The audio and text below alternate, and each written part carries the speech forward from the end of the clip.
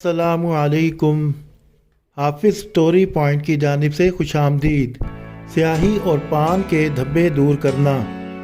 स्याही और पान के धब्बे आसानी से कपड़े का पीछा नहीं छोड़ते। इनके छुड़ाने का तरीका यही है कि स्याही के धब्बे को टमाटर के कतले से, जबकि पान के धब्बे को आलू के कतले से रगड़ा जाए।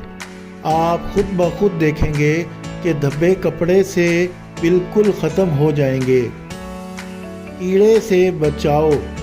अगर गलती से कोई कीड़ा आपके कान में चला जाए तो फ़ौरन 2-3 कतरे शहद या अरंडी का तेल, कस्टर्ड ऑयल या फिर प्याज का रस डाल दीजिए।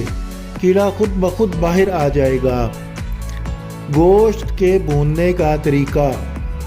अगर आप कम चिकनाई की वजह से किसी भी किस्म के गोश्त को सीखों पर भून रहे हैं तो 10 से 15 सेंटीमीटर की बोटी को आग से थोड़ा फासले पर भूनें।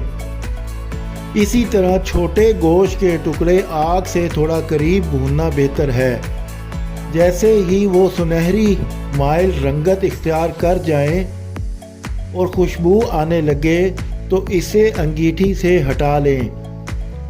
वीडियो पसंद आए तो लाइक कर दीजिए और शेयर कीजिए। मज़ीद अच्छी वीडियो देखने के लिए चैनल को सफ़ेद बटन दबाकर सब्सक्राइब कीजिए। शुक्रिया वस्सलाम।